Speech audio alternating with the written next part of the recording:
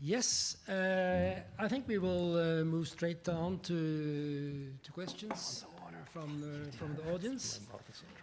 As before, please introduce yourself and wait till you have a microphone headed to you. Do we see anybody here? Yes, I think it's all good. Gunnar Skagestad first. Thank you. Odd Gunnar Skagestad, independent analyst. Ingrid Opdahl raised the question of whether it's possible to balance economic development in the Russian Arctic with strategic and security and other aims. The discussion is interesting, but I felt that there is one key element or one key factor actually missing from the equation, and that is the question of sustainability. We know that during the command economy of the Soviet Union, it was possible to pour money, resources, all kinds of decrease, ordering development in the Arctic, or in the Russian Arctic. And when the Soviet Union collapsed, it was obvious for everybody that most of it was non-sustainable. It was negative value creation. Now, we don't have a command economy in Russia these days, but there are some elements, some vestiges of the old system still apparent. I think a key element in the development is whether or not let's say, the emphasis on diverting resources to the development of the Arctic is sustainable. You raised the question of, or you mentioned the discussion about development, whether it's overdevelopment or underdevelopment. And my conclusion is at least that the Russian Arctic is definitely overdeveloped in the sense that there are questions about the sustainability in the long sense. And I'm especially a bit concerned about the future of the communities dependent on the LNG production facilities, which might be especially vulnerable in the long run. Thank you. Thank you very much. Big question. Ingrid, do you have a comment to that? It is a big question, and I can't pretend to have an answer. Well, sustainability is interesting there because sustainability of what in relation to what? When it comes to, for example, local communities, other research has shown how some communities latch onto a petroleum development, and at least in the shorter term, they can have some benefits from it. But then in the longer term, it still remains for those communities and for others which are more negatively affected by the hydrocarbon industry.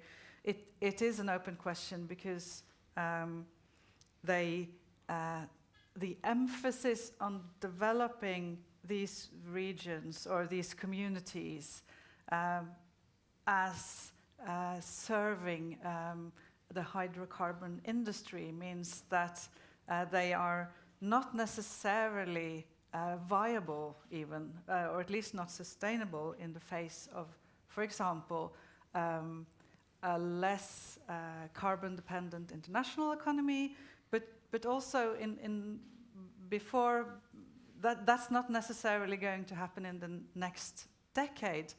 But as priorities might turn elsewhere, they might sort of be left in a more modern state, but still without a sort of a purpose and without those economic that economic basis to their actual further development. So that you're certainly pointing towards a dilemma. And one thing that I could have mentioned was that there is no clear and actually an absence of policy on climate change in Russia, but at one thing is the global level and addressing the challenge, but there is also a lack of response towards all the effects that might be visible within a few years or that are already present in diverse regions. And of course, as we now know, that affects the Arctic above all. So you're raising the issue. I think more people than I would have to bring their minds together to actually answer the full question. Do I see? I think I'd just like to ask Janis to comment a little bit on the side here. You said that direct investment was the most disappointing part of the Russian-Chinese economic cooperation or transactions. When you talk about investments from China, you said there are hurdles, but could it also be that the Chinese have another sort of understanding of the long-term profitability of investments, a little bit along the line that was suggested here, that they are not so optimistic about the profitability of investments? Yes, yeah, I mean, of course, the general trajectory of Russia's economy, as I said, most institutes at the moment expect that we have a long-term stagnation of about 1% growth. It's not a very attractive market to be in over the next years, and this plays a crucial role. And as you correctly point out, for Chinese businesses, they mostly follow this business logic, except for some select state companies, and this obviously plays a huge role. And of course, this is explanation why most of Chinese investment in Russia has been focused on just two particular sectors. The first one is just the natural resources, where Russia has to offer something. The second one is agriculture, and maybe one where China would be willing to invest, but where Russia will never allow it is with regard to the defense sector, because Russia has something to offer there as well. But this is of course a very specific industry, and it's of course all in the hands of the state in Russia. Yes, but in terms of the Arctic development, we're talking about resource exploitation, resource projects. Yeah. So that is the sort of the kind of projects that are relevant in the Arctic. Exactly. Also, you're referring to the Arctic. Yeah, exactly. Yeah. So we can actually say that with regards to Yamal LNG, there were two very important investments from the Silk Road Fund on the one hand, and Chinese energy state company on the other hand, which sort of compensated for the lack of Western investment, which had to do with the sanctions. So there was it's one of the few cases where you can actually say that China, in a way, very clearly replaced something that was missing from the West.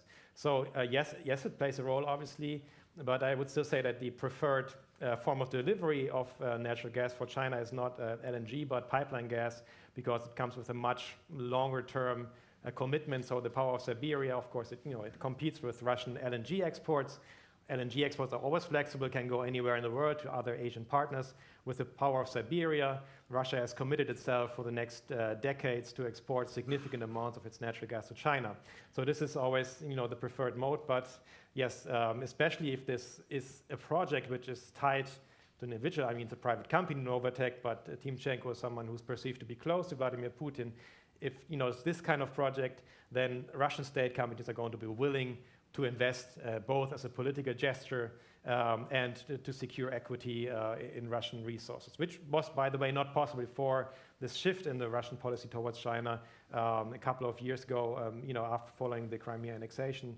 Only after that, natural resources investments in Russia were opened up for Chinese equity participation. Do I see any other in the audience here? Are you so hungry? You just want to go for lunch? Yes, please. From the University of Oslo. Let me just contribute with one question to Janis Kluge.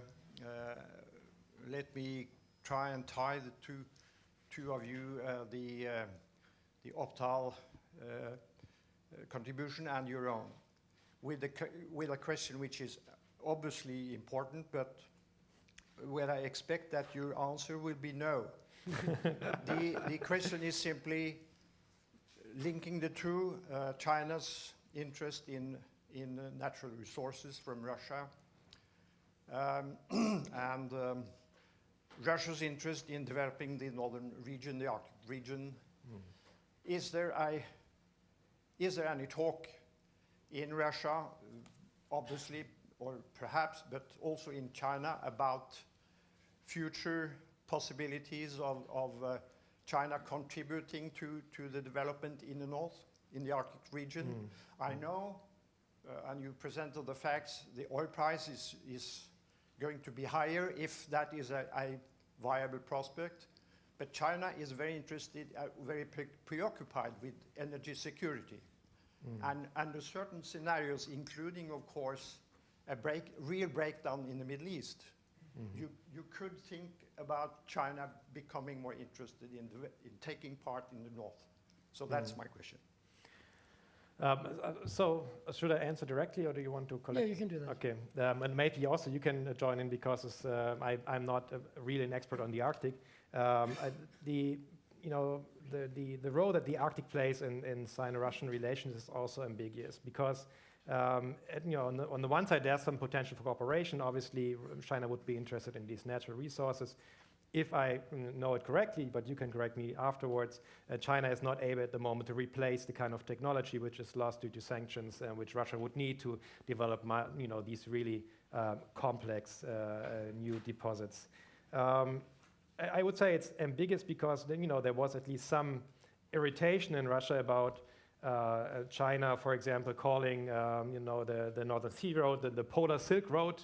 It's kind of claiming that it has kind of integrating it in the Belt and Road Initiative as one of the passages, and that China declared itself as a near Arctic country in 2017. So this is, of course, has been not very well received in Moscow, which for obvious reasons claims that this is more of an exclusive project, and it should, the term Northern Sea Route should be used, and it should be this Russian brand which is in the front. But so you can see on the one hand there's of course potential for cooperation.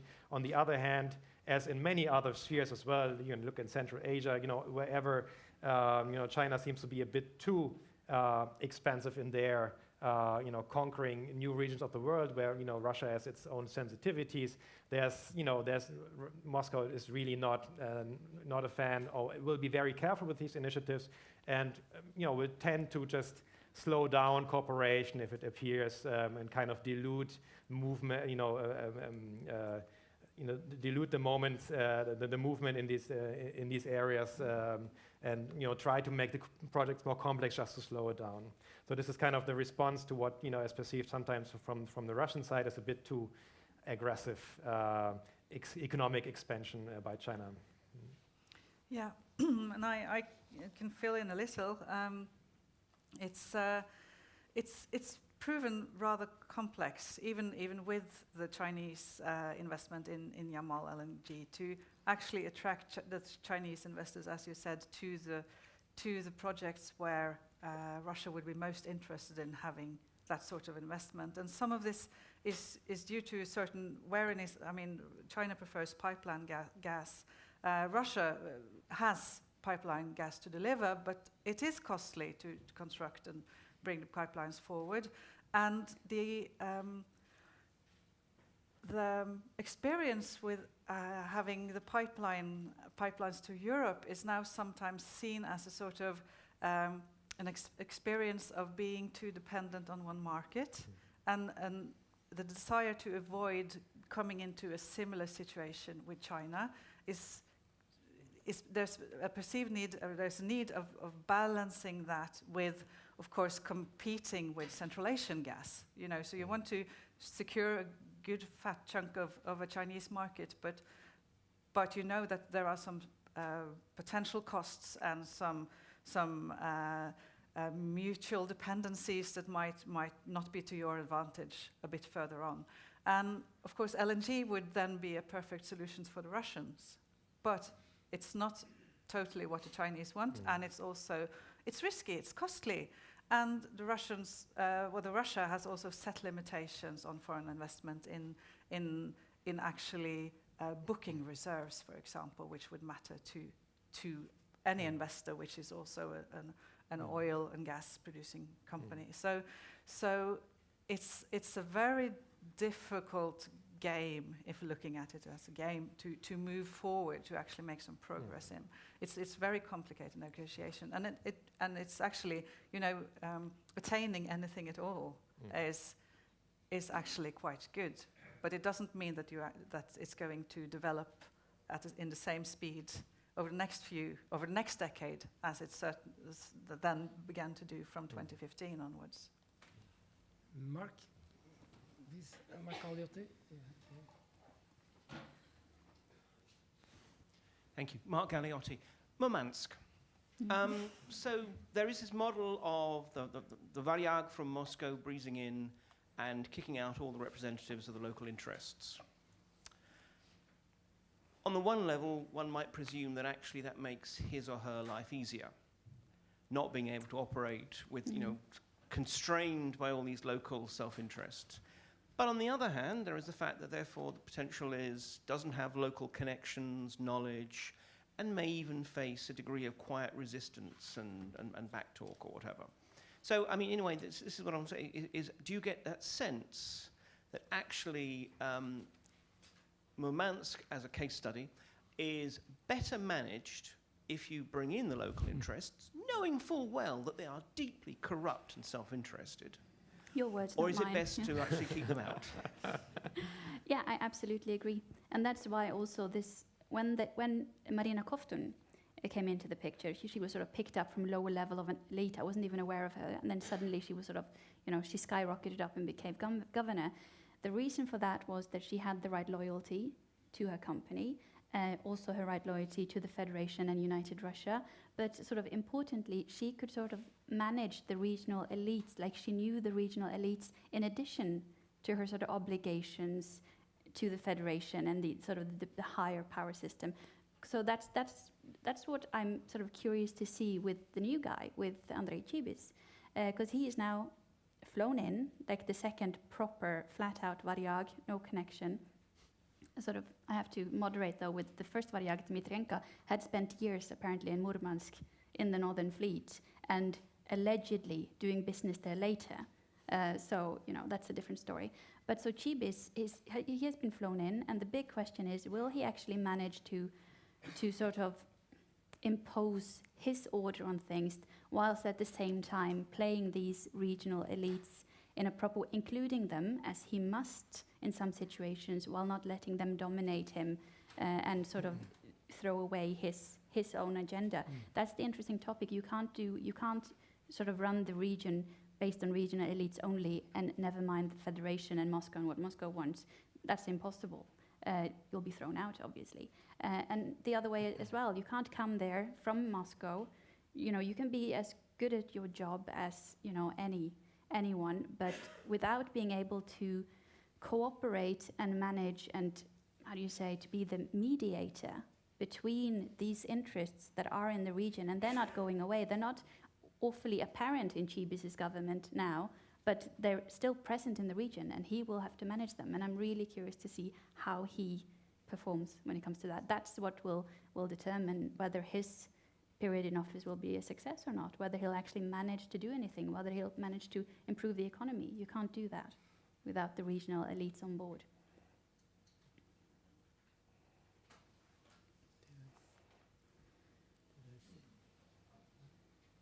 That was a head scratcher there, but yeah, please. Morten Janto from Norwegian Radio and TV. Just following up a little bit about Murmansk, which is for me also a very interesting area. Could you say anything about the elite in Murmansk and their relation with Norway? Has that played any role in the changing of guards in Murmansk? Because when you have followed the press in Murmansk, there has been some critics against some of the governors. They have been too close to Norway, and therefore we have to remove them, actually. Have you studied this a little bit, or can you say anything more about that? Well, you're obviously referring to Yuri Evdokimov. That was one of the things, yeah. Komarov as well. Yeah, less in his case, I would say. The thing is, yeah, with, because he was pretty fair and square removed with an election in the regional, sort of the first open regional election. So in Komarov, I'm not really quite buying into that. And also with with Yevdokimov later, there was definitely a narrative that he was being too close to Norway and Scandinavian countries in general, and he was selling the region to Scandinavia. That was there were such reports. But honestly, I think that was just sort of window dressing. I honestly don't think that was the reason why he had to go in the end. It could have been sort of yet another sort of negative narrative that was existing around the time. But he had grown very powerful, and he had run the region for a very long time, and with a sort of smaller and smaller group of people close to him. According to himself, there were lots of oligarchic interests involved in the elite, but he was, of course, above them and wasn't sort of, leaning towards any direction. But I think it was his time to go for many reasons, but most of all because he went directly against the word of Moscow and United Russia. I think that was the reason he had to go, and his sort of good relations with Norway wouldn't have mattered. That wouldn't have mattered at all had he done as he was instructed, and had he at least listened to what was said in Moscow. And yeah, he was very freely spoken, so he was very, very clear in the media about that Moscow was wrong in certain instances, and they didn't know the region very well, and he was going to run it in a different way than they wanted. And that's why he had to go, not because of us. Let's just have a comment from the former Consul General in Murmansk. Thank you. Yes, as you said, the former Consul General in Murmansk. I was there in the middle 90s, and I remember very well the elections in November 1995. The reason why Komarov had to go was not that somebody in Moscow felt that he should be replaced by someone else, but there was a very close election, one of the freest and fairest elections you have had in that area. And both the main candidates, Komarov and Yevdokimov, got more than 43% of the votes. But there was a very marginal, small difference, so Yevdokimov won. But it's quite true that there were some misgivings among the elites in Murmansk over what somebody saw as the undue attempts to influence the election from certain political let's say, elements in Norway, in Finnmark, who were too close to Komarov, and expressed the preference that he should be re-elected. Now, I remember that very well because I had to go a few rounds with Yevdokimov and convince him that this was not the intention of the Norwegian government. Those were just expressions from various persons, from their own private opinions, and they were, of course, allowed to do that. But from the Norwegian government side, there was no preference given to one or the other candidate. And I think he bought my explanation, after a while anyway. Thank you. Oh, interesting piece of historical information. We are approaching the end of this session, so if you have comments or questions, yes, up there, please, in the middle.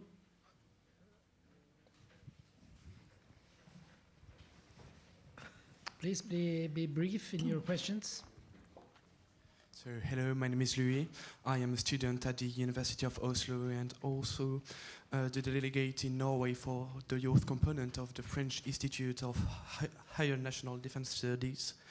So, is the link between heads of Russian companies and the top of the administration a kind of economic intelligence tool which will be a key part of the Russian strategic thinking regarding Russia's economic development within and outside of its borders? Thank you. Whom are you addressing? Everyone. Okay. So you, if I understand the question correctly, it was about how informal, or at least relations between the top company heads and the top leadership, whether they form a part in strategic planning or development of policy, also when it comes to foreign policy, if that's, or was foreign policy in there? Yeah, okay. the book is coming later this spring.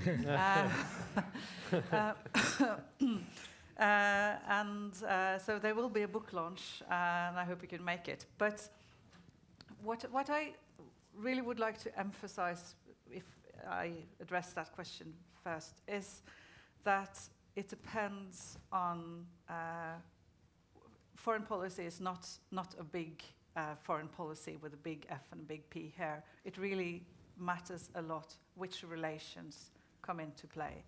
And I also would like to emphasize that within the big, broad foreign policy lines, what happens with companies, and of course much more, particularly with the really large and powerful ones, and very rarely with others, is that they make themselves useful to the state. So they can offer up some sort of operation as a sort of well, you know, when heads of state or government ministers travel abroad, they always bring a delegation of people from different relevant industries.